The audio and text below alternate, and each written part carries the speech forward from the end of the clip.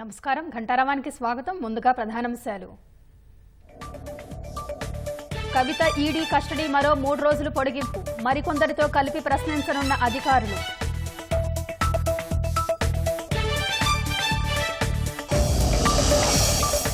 మద్యం కేసులో కవిత, ఆమె భర్త బంధువుల ఇళ్లలో ఈడీ సోదాలు. మేనల్లుడు మేక శరణ్ పాత్రపై అధికారుల ఆరా. ఢిల్లీ హైకోర్టును ఆశ్రయించిన కేజ్రీవాల్, అరెస్ట్, ఈడీ కస్టడీని సవాల్ చేస్తూ పిటిషన్.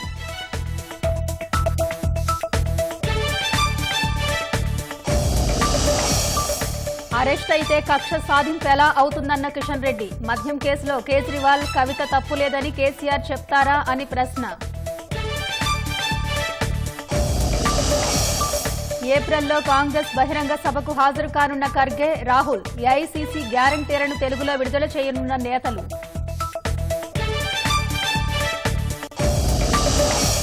మరో 3 లోక్సభ అభ్యర్థులను ఖరారు చేసిన భారాస. సికింద్రాబాద్, భువనగిరి, నల్గొండ స్థానాల్లో పేర్లు ప్రకటన.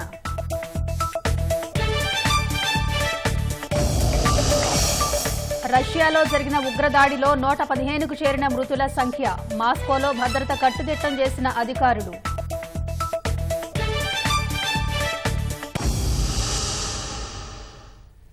ఢిల్లీ మద్యం కేసులో ఎన్ఫోర్స్మెంట్ డైరెక్టరేట్ అధికారులు అరెస్ట్ చేసిన భారాస ఎమ్మెల్సీ కవిత ఈడీ కస్టడీని న్యాయస్థానం మరో 3 రోజులు పొడిగించింది.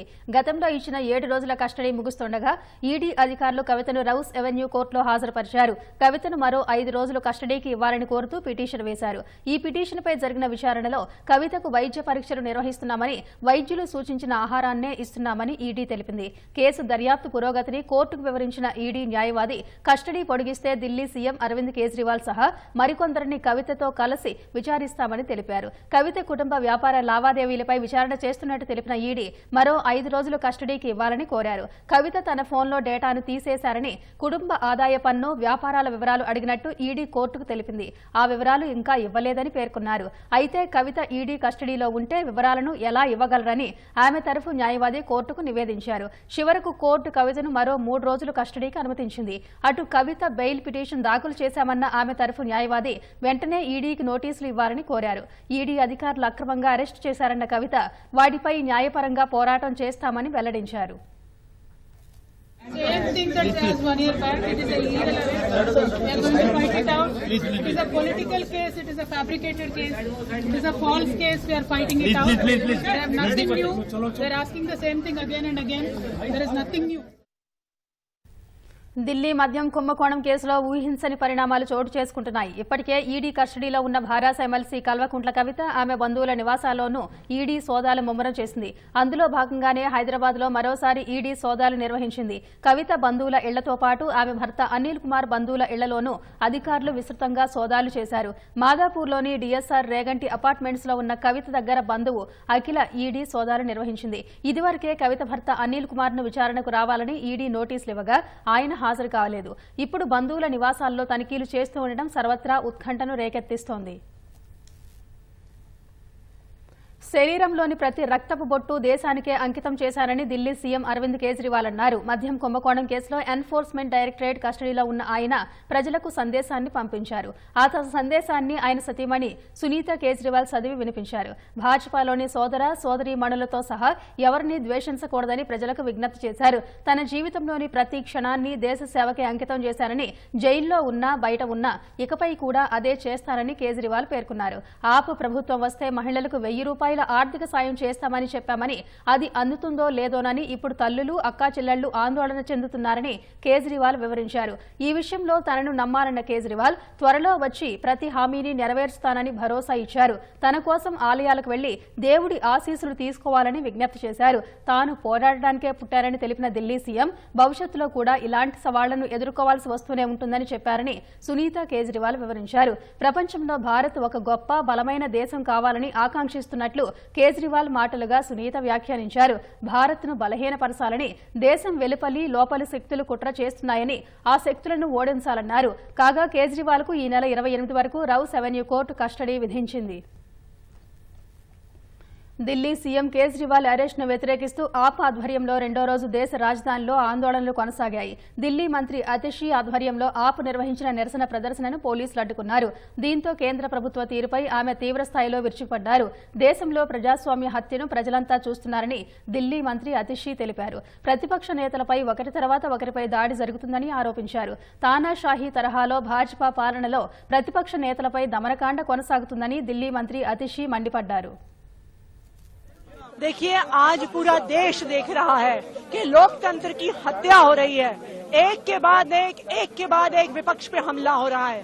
पहले एक sitting chief minister Hemant Soren ji को गिरफ्तार किया जाता है, अरविंद केजरीवाल जी को गिरफ्तार किया जाता है। अगर एक एक करके विपक्ष के सारे नेताओं को जेल में डाल देंगे तो चुनाव का मतलब क्या हुआ? ये तो तानाशाही है। तानाशाही में विपक्ष के नेताओं को जेल डाला जाता है। तानाशाही में विपक्ष की पार्टियों के बैंक अकाउंट फ्रीज किए जाते हैं और आज भारत में भी यही हो रहा है। देखिए, ये भारतीय जनता पार्टी की तानाशाही है। इस तानाशाही के तहत आज किसी को भी शांतिपूर्ण तरीके से आवाज नहीं उठाने दी जा रही है। भारतीय जनता पार्टी एक एक करके अपनी हर एजेंसी से विपक्ष के सभी नेताओं को गिरफ्तार कर रही है, उनकी पार्टियों के अकाउंट बंद कर रही है। ये क्या हुआ fair and fair elections? Delhi మద్యం కేసులో ఆప్ ప్రభుత్వం కేజ్రీవాల్ కు ఎలాంటి సంబంధం లేదని కేసీఆర్ నిరూపించగలరా అని భాజపా రాష్ట్ర అధ్యక్షుడు కిషన్ రెడ్డి సవాల్ విసిరారు. కేసీఆర్ ముందుకు వస్తే సాక్ష్యాలతో సహా నిరూపించేందుకు తాను సిద్దమని ప్రకటించారు. అవినీతి చేసిన సీఎంను అరెస్టు చేస్తే బ్లాక్ డే ఎలా అవుతుందో కేసీఆర్ సమాధానం చెప్పాలని డిమాండ్ చేశారు. కవిత అరెస్టుకు తెలంగాణ సమాజానికి ఎలాంటి సంబంధం లేదని స్పష్టం చేశారు. ప్రతిపక్ష నేతగా కాళేశ్వరం అవినీతిపై సీబీఐ విచారణ చేయాలని డిమాండ్ చేసిన రేవంత్ రెడ్డి సీఎంగా బాధ్యతలు చేపట్టాక కోల్డ్ స్టోరేజీల్లో ఎందుకు పెట్టారని కిషన్ రెడ్డి ప్రశ్నించారు. కేసీఆర్ గారిని అడుగుతా ఉన్నాను, మీ కూతురును అరెస్ట్ చేసినప్పుడు మీరు ఎందుకు స్పందించలేదు? ఈరోజు ముఖ్యమంత్రి గారిని అరెస్ట్ చేస్తే ఢిల్లీలో ఎందుకు స్పందించారు?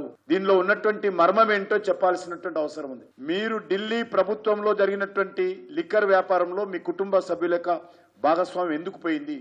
ఎందుకు ఈరోజు కవిత గారితో ఉన్నటువంటి వ్యాపారస్తు చేసినటువంటి వాళ్ళందరూ కూడా దర్యాప్తు సంస్థలకు అప్రూవర్గా మారి మొత్తం కవిత చేసినటువంటి అన్ని వ్యవహారాలను కూడా ఎందుకు ఈరోజు లిఖితపూర్వకంగా దర్యాప్తు సంస్థలకు ఇచ్చారు?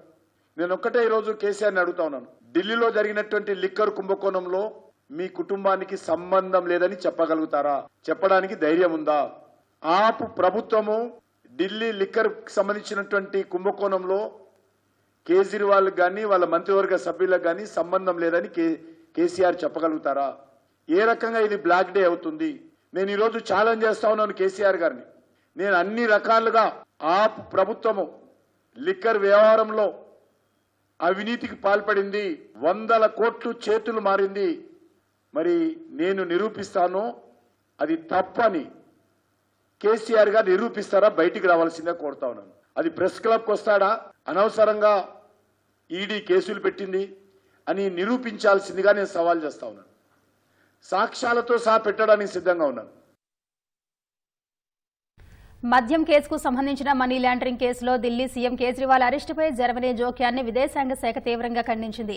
ఢిల్లీలోని జర్మనీ రాయబారిని పిలిచి నిరసన తెలిపింది.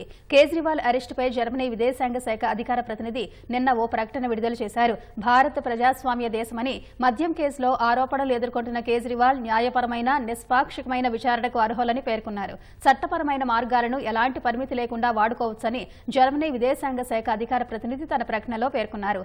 ఈ ప్రకటనపై అభ్యంతరం వ్యక్తం చేసిన కేంద్రం ఢిల్లీలోని జర్మనీ రాయబారికి సమన్లు పంపింది.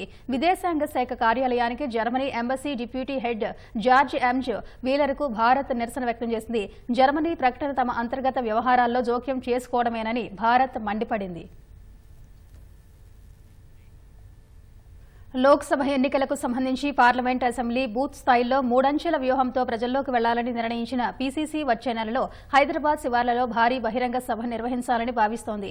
ఏప్రిల్ మొదటి వారంలో తుక్కుగూడలో నిర్వహించే ఆ సభకు కాంగ్రెస్ అగ్రనాయకులు రాహుల్ గాంధీ, ఏఐసీసీ అధ్యక్షుడు మల్లికార్జున ఖర్గే సహా పలువురు ఏఐసీసీ కీలక నేతలు హాజరవుతారని పీసీసీ వర్గాలు తెలిపాయి. ఇటీవలే ఏఐసీసీ విడుదల చేసిన గ్యారంటీలను తుక్కుగూడ సభలో ఖర్గే తెలుగులో విడుదల చేస్తారని కాంగ్రెస్ నేతలు తెలిపారు. ఎన్నికల షెడ్యూల్ వచ్చిన తర్వాత తొలిసారి నిర్వహించే ఆ సభ నుంచే కాంగ్రెస్ ప్రచారాన్ని మొదలు పెట్టనున్నట్లు ఆ పార్టీ వర్గాలు వెల్లడించాయి. ఎన్నికల కోడ్ ముగిసిన తర్వాత గౌరవెల్లి ప్రాజెక్టు భూ నిర్వాసితుల సమస్యలు పరిష్కరించేందుకు తప్పకుండా కృషి చేస్తానని మంత్రి పొన్నం ప్రభాకర్ హామీ ఇచ్చారు. సమస్యను పరిష్కరించాలని కోరుతూ భూ నిర్వాసితులైన మహిళలు, యువతులు సిద్దిపేట జిల్లా హుస్నాబాద్ ఎమ్మెల్యే క్యాంపు కార్యాలయంలో మంత్రి పొన్నం ప్రభాకర్ను కలిసి విన్నవించారు. సానుకూలంగా స్పందించిన మంత్రి వారితో కాసేపు మాట్లాడారు. గౌరవెల్లి ప్రాజెక్టు భూ నిర్వాసితుల సమస్యలపై తనతో పాటు ముఖ్యమంత్రి రేవంత్ రెడ్డికి పూర్తి అవగాహన ఉందని, నిర్వాసితులకు రావాల్సిన ప్యాకేజ్, డబుల్ బెడ్రూమ్ ఇళ్లు, వివాహిత యువతులకు అందాల్సిన నష్టపరిహారంపై కోడ్ ముగిశాక తప్పకుండా చర్యలు తీసుకుంటామన్నారు. గౌరవెల్లి ప్రాజెక్టు భూ నిర్వాసితులు అందరికీ పరిహారం అందేలా కృషి చేస్తానన్నారు. అవసరమైతే భూ నిర్వాసితులతో కలిసి తాను పోరాటం చేస్తానని మంత్రి పొన్నం ప్రభాకర్ తెలిపారు. నిర్మల్ జిల్లా ఖానాపూర్లోని అంబేద్కర్ నగర్ కాలనీలో గత నెల హత్యకు గురైన అలేఖ్య కుటుంబాన్ని మంత్రి సీతక్క పరామర్శించారు. ప్రేమ పేరుతో శ్రీకాంత్ అనే యువకుడు గత నెలలో అలేఖ్యను అత్యంత దారుణంగా కత్తితో దాడి చేసి హత్య చేశాడు. ఖానాపూర్ పర్యటన నేపథ్యంలో బాధిత కుటుంబాన్ని మంత్రి కలిశారు. ఎలక్షన్ కోడ్ అమల్లో ఉండటం వల్ల ఎలాంటి హామీ ఇవ్వలేకపోతున్నామని మంత్రి సీతక్క అన్నారు. దోషికి కఠినంగా శిక్ష పడే విధంగా చర్యలు తీసుకుంటామని సీతక్క హామీ ఇచ్చారు.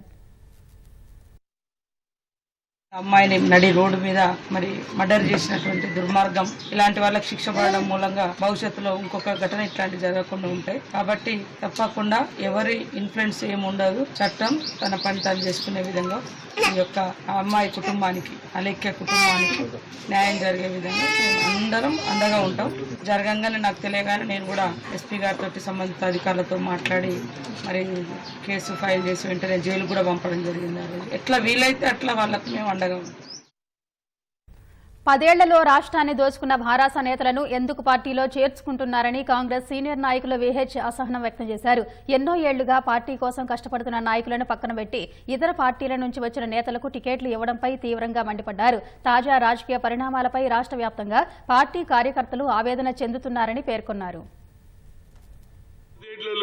బీఆర్ఎస్ ప్రభుత్వం మా మీద పెట్టినటువంటి కేసులు, ఆ కేసులను విత్డ్రా చేయాలనేది ఆలోచనతో మాట్లాడడం జరిగింది. అదే విధంగా ముఖ్యమంత్రి గారు ఏమన్నారంటే 10 ఏళ్ల పరిపాలనలో దోచుకున్నారు, పీడ పోయిందన్నారు. అని ఇవాళ చూస్తుంటే ఆయన ఆలోచనలో మార్పు వచ్చింది. ఉన్నది కాబట్టి ప్రతి ఒక్కడు వస్తున్నాడు.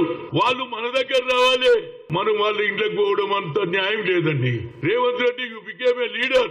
4 ఏళ్లలో ముఖ్యమంత్రి అయినా నువ్వు ఒక్కరివే, ఏదే గాని వన్ సైడ్ వినొద్దు, నువ్వు మా మాట కూడా విను, న్యాయం చేయి అంటున్నాం. ఒక్కొక్కరికి 2 టికెట్లు అండి, ఒక ఇంట్లో ఒకరికి 3 టికెట్లు అండి. కార్యకర్తలు బాధపడుతున్నారా లేదా? వాళ్ళు చెప్పుకోలేకపోతున్నారు. పాలకుర్తి నియోజకవర్గం కాంగ్రెస్ పార్టీలో అంతర్గత పోరు బయటపడింది. పాలకుర్తి ఎమ్మెల్యే ఎస్ఎస్వి రెడ్డి అత్త ఝాన్సీరెడ్డి కార్యకర్తలపై పెత్తనం చెలాయిస్తున్నారంటూ హైదరాబాద్ గాంధీ భవన్లో ఆ నియోజకవర్గ కాంగ్రెస్ కార్యకర్తలు ఆందోళనకు దిగారు. ఎప్పటి నుంచో పార్టీలో పనిచేస్తున్న తమపై ఝాన్సీరెడ్డి ఆధిపత్యం చేస్తుందని ఆరోపించారు. దేవరుప్పల మండల్ పార్టీ అధ్యక్షుడి తొలగింపుపై ఆగ్రహం వ్యక్తం చేస్తూ నిరసనకు దిగారు. దేశ పౌరసత్వం లేకపోగా, పార్టీలో ఎలాంటి పదవి లేకపోయినా పార్టీ శ్రేణులకు షోకాజ్ నోటీసులు ఇస్తూ బెదిరింపులకు పాల్పడుతున్నారని ఆవేదన వ్యక్తం చేశారు. ఈ ఘటనపై స్పందించిన PCC working president Mahesh Kumar Goud పాలకుర్తిలో స్థానిక ఎమ్మెల్యేకు పార్టీ కార్యకర్తలకు మధ్య సఖ్యత లేదని తమ దృష్టికి వచ్చిందని తెలిపారు. పాలకుర్తి నియోజకవర్గంలో దేవరూపల మండల కాంగ్రెస్ అధ్యక్షుడి మార్పు విషయమై చాలా మంది కార్యకర్తలు 2.5 ఏళ్లుగా పార్టీ కోసం కష్టపడుతున్నటువంటి వ్యక్తిని తీసేశారు అనే ఒక కారణంతో గాంధీ భవన్కి వచ్చి రిప్రజెంటేషన్ ఇచ్చినారు.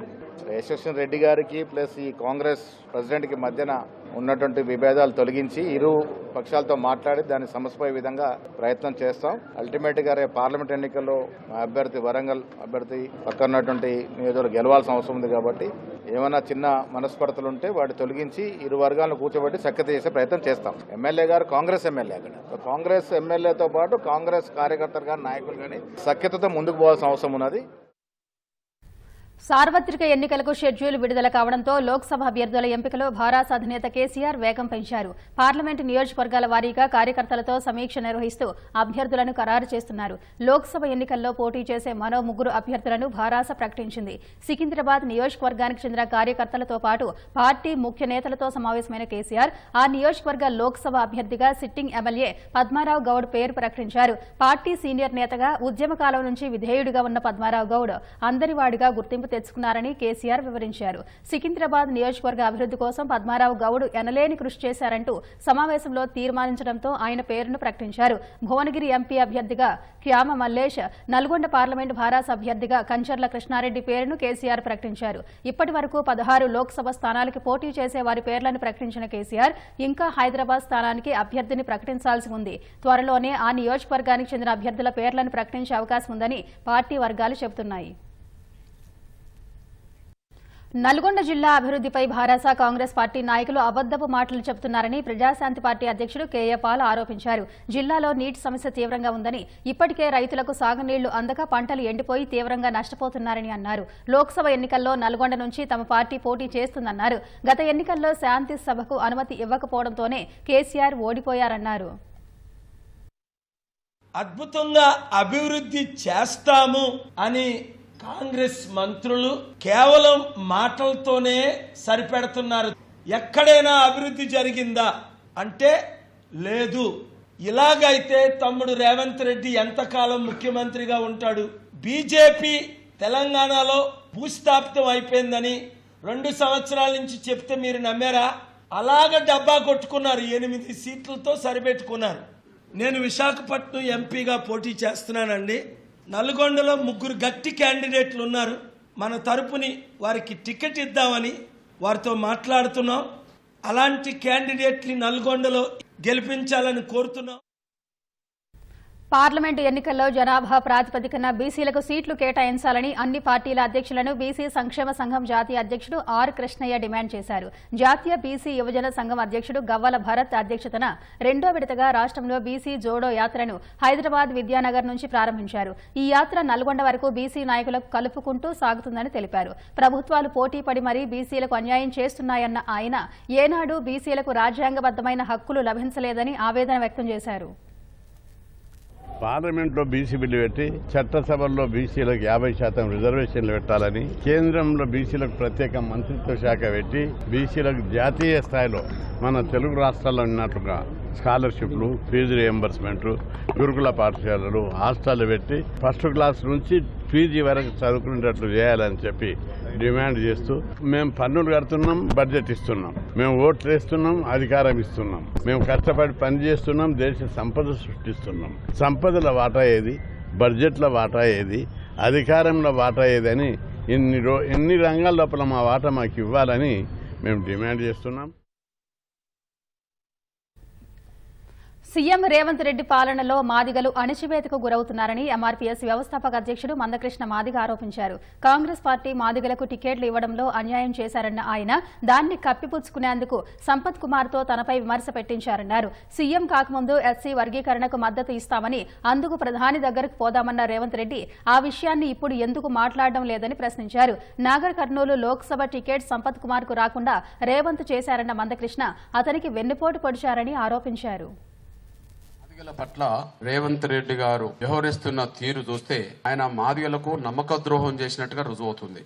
సంపత్ కుమార్ కు టికెట్ రాకుండా అడ్డుకున్నది, అడ్డుపల్ల వేసింది, మల్లు రవికి టికెట్ ఇప్పించింది రేవంత్ రెడ్డి. మాదిగలకు ద్రోహం చేసిండు రేవంత్ రెడ్డి, సంపత్ కుమార్ కు వెన్నుపోటు పొడిచింది. సంపత్ కుమార్ మాటలు, నిన్న మాట్లాడిన మాటలు సంపత్ కుమార్ కావు, అవి రేవంత్ రెడ్డి గారు సంపత్ కుమార్ తో మాట్లాడించిన మాటలు. ఇప్పుడు నేను చెప్పదలుచుకుందంటే ఆయన రాసిన లేఖ ఆయన బాధకు, ఆవేదనకు అర్థం పడుతుంది. నిన్న ప్రెస్ మీట్ లో మాట్లాడిన మాటలు రేవంత్ రెడ్డి మాట్లాడమన్న దానికి గుర్తుగా నిలబడతాయి. పన్ను వసూలులో భాగంగా అధికారులు చట్ట ప్రకారం చర్యలు తీసుకోవచ్చని సుప్రీంకోర్టు న్యాయమూర్తి జస్టిస్ ఉజ్జల భూయాన్ అన్నారు. అయితే బాధితులకు కూడా చట్టపరంగా వెసులుబాట్లు ఉంటాయని గుర్తుంచుకోవాలని సూచించారు. చట్టం ఆయుధం వంటిదని, దాన్ని పన్ను వసూళ్లలో మాత్రమే వినియోగించాలని సూచించారు. హైదరాబాద్ లో జరిగిన నేషనల్ ట్యాక్స్ సమావేశానికి హైకోర్టు ప్రధాన న్యాయమూర్తి జస్టిస్ అలోక్ అరాధేతో కలిసి జస్టిస్ భూయాన్ హాజరయ్యారు. రెవెన్యూ చట్టంలో ఉన్న సెక్షన్లను వివరించిన జస్టిస్ అరాధే పూల నుంచి తేనెటీగలు మకరందాన్ని ఎలా సేకరిస్తాయో అదేవిధంగా ప్రజల నుంచి పన్ను వసూలు చేయాలని సూచించారు. Section 69 and 83 of the CGST Act are potent weapons in the hands of the revenue. They have conferred very drastic powers in the hands of the revenue. While there is no dispute that the revenue must have all the wherewithal at its command to fight tax evasion, but given the drastic nature of the two provisions, there should be no arbitrariness and there should be no discrimination in the application of these two provisions. That tax should be collected as to how honeybee collects nectar from the flowers. In the modern era, new tax regimes have come and government is implementing new taxation schemes due to which the country is marching ahead. The topics of technical sessions of the conference are interesting, and it's heartening to note that these sessions are interactive also. Let us take this opportunity to engage in the effective exchange of ideas and make an endeavor to harness the collective wisdom and experience of this assembly to navigate the intricate contours of taxation. భారత ప్రభుత్వ ఆర్థిక సాయంతో భూటాన్లో నిర్మించిన mother and children ఆసుపత్రిని ప్రధాని నరేంద్ర మోదీ ప్రారంభించారు. భూటాన్ ప్రధాని షెరింగ్ టోబ్గేతో కలిసి అత్యాధునిక 150 పడకల ఆసుపత్రిని ప్రారంభించినట్లు మోదీ ఎక్స్లో పోస్ట్ చేశారు. రాజధాని థింపూలో నిర్మించిన ఈ ఆసుపత్రి భారత్ భూటాన్ పరస్పర సహకార అభివృద్ధికి నిదర్శనమని పేర్కొన్నారు. అనంతరం భూటాన్ 2 రోజుల పర్యటన ముగించుకున్న ప్రధాని భారత్కు బయలుదేరారు. భూటాన్ రాజు జిగ్మే ఖేసర్ నామ్గేల్ వాంగ్చుక్ స్వయంగా విమానాశ్రయానికి వెళ్లి మోదీకి వీడ్కోలు పలికారు. ఈ పర్యటనలో భూటాన్ 13వ 5 సంవత్సరాల ప్రణాళిక కోసం మోదీ 1000 కోట్ల ఆర్థిక సాయం ప్రకటించారు. అటు మోదీని అత్యున్నత పౌర పురస్కారం order of the Druk గ్యాల్పోతో Bhutan సత్కరించింది. ఈ పురస్కారాన్ని అందుకున్న తొలి విదేశీ ప్రముఖుడిగా నరేంద్ర మోదీ నిలిచారు. హిమాచల్ ప్రదేశ్లో రాజకీయ సంక్షోభం వేళ మరో కీలక పరిణామం చోటు చేసుకుంది. అనర్హత వేటుపడిన 6 కాంగ్రెస్ ఎమ్మెల్యేలు, మరో 3 స్వతంత్ర ఎమ్మెల్యేలతో మొత్తం 9 మంది భారతీయ జనతా పార్టీలో చేరారు. ఢిల్లీలో కేంద్ర మంత్రి అనురాగ్ ఠాకూర్ సమక్షంలో వీరంతా భాజపా కండువా కప్పుకున్నారు. భాజపాలో చేరిన వారిలో అనర్హత వేటుపడిన ఎమ్మెల్యేలు సుధీర్ శర్మ, రవి ఠాకూర్, రాజేందర్ రాణా, ఇందర్ దత్ లఖన్ పాల్, చైతన్య శర్మ, దేవీందర్ కుమార్ భుట్టో ఉన్నారు. జూన్ 1న జరిగే ఉప ఎన్నికల్లో వీరు కమలం గుర్తుపై పోటీ చేయనున్నట్టు సమాచారం. గత నెల జరిగిన రాజ్యసభ ఎన్నికల్లో వీరంతా పార్టీ విప్ను ధిక్కరించి భాజపాకు అనుకూలంగా ఓటు వేశారు. దీంతో ఫిబ్రవరి 29న వీరిపై స్పీకర్ అనర్హత వేటు వేశారు. వీరితో పాటు మరో 3 స్వతంత్ర ఎమ్మెల్యేలు సైతం తమ పదవులకు రాజీనామా చేసి భాజపాలో చేరారు. హిమాచల్ ప్రదేశ్లో కాంగ్రెస్ తన హామీల అమల్లో విఫలమైందని కేంద్ర మంత్రి అనురాగ్ ఠాకూర్ విమర్శించారు. రష్యా రాజధాని మాస్కోలో జరిగిన భీకర ఉగ్రదాడిలో మృతుల సంఖ్య భారీగా పెరిగింది. క్రాకస్ సిటీ కాన్సర్ట్ హాల్లో ముష్కర్లు జరిపిన అమానవీయ దాడిలో ఇప్పటి వరకు 133 మందికి పైగా మరణించినట్లు సమాచారం. దాడికి సంబంధించి రష్యా ఫెడరల్ సెక్యూరిటీ సర్వీసెస్ ఇప్పటి వరకు 11 మందిని అదుపులోకి తీసుకుని విచారిస్తుంది. మరోవైపు ఉగ్రదాడి ఘటనపై భారత్ సహా ప్రపంచ దేశాలు విచారం వ్యక్తం చేశాయి. ఉగ్రదాడి జరుగుతుందని అమెరికా నెల రోజుల క్రితమే హెచ్చరించినా రష్యా పట్టించుకోలేదని జరిగిన పరిణామాలను బట్టి తెలుస్తుంది. రష్యా రాజధాని మాస్కోలోని క్రాకస్ సిటీ కాన్సర్ట్ హాల్లో ఉగ్రవాదులు జరిపిన కాల్పుల్లో మృతుల సంఖ్య భారీగా పెరిగింది. ఇప్పటికే కాల్పులు జరిపిన 4 ఉగ్రవాదులను పోలీసులు పట్టుకోగా మరో 11 మంది అనుమానితులను అరెస్ట్ చేసి విచారిస్తున్నట్లు అధ్యక్షుడు పుతిన్కు రష్యా ఫెడరల్ సెక్యూరిటీ సర్వీసెస్ తెలిపింది. ఇస్లామిక్ స్టేట్ ఉగ్ర సంస్థ దాడులకు బాధ్యత వహిస్తూ సామాజిక మాధ్యమ ఖాతాల్లో ప్రకటన చేసింది. రష్యాలో ఉగ్రదాడులు జరిగే అవకాశముందని అగ్రరాజ్యం అమెరికా నిఘా వర్గాలు నెల క్రితమే హెచ్చరించాయి. ఆఫ్ఘాన్ కేంద్రంగా పనిచేస్తున్న ఐసిస్ ఉగ్రవాదులు దాడి చేసే అవకాశమున్నట్లు రష్యా నిఘా వర్గాలకు చేరవేశాయి. రష్యాలోని అమెరికన్లు కూడా జాగ్రత్తగా ఉండాలని, కాన్సర్ట్లు, ప్రజలు గుమికూడే ప్రదేశాలకు దూరంగా ఉండాలని పేర్కొన్నాయి. రష్యా దీన్ని పెడచెవిన పెట్టింది. 6సారి అధ్యక్షుడిగా ఎన్నికైన పుతిన్ అమెరికా హెచ్చరికలను బహిరంగంగా ఖండించారు. రష్యా సమాజాన్ని అస్థిరపరిచేలా, భయపెట్టేలా అమెరికా, దాని మిత్రదేశాలు ప్రకటనలు చేస్తున్నాయని ఆరోపించారు.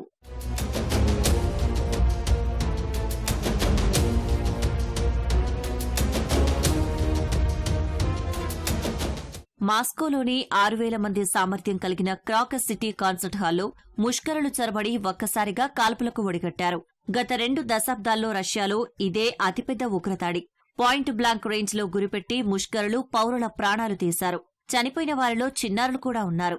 అనంతరం అక్కడ భారీగా అగ్ని ప్రమాదం సంభవించింది. వాటిని అదుపు చేసేందుకు గంటల తరబడి అగ్నిమాపక సిబ్బంది శ్రమించారు. రష్యా వ్యాప్తంగా భద్రతను ప్రభుత్వం కట్టుదిట్టం చేసింది. అన్ని ఈవెంట్లను రద్దు చేశామని, తదుపరి ఆదేశాలు వచ్చేంత వరకు ఎలాంటి వేడుకలకు అనుమతి లేదని రష్యా నేషనల్ గార్డు ప్రకటించింది.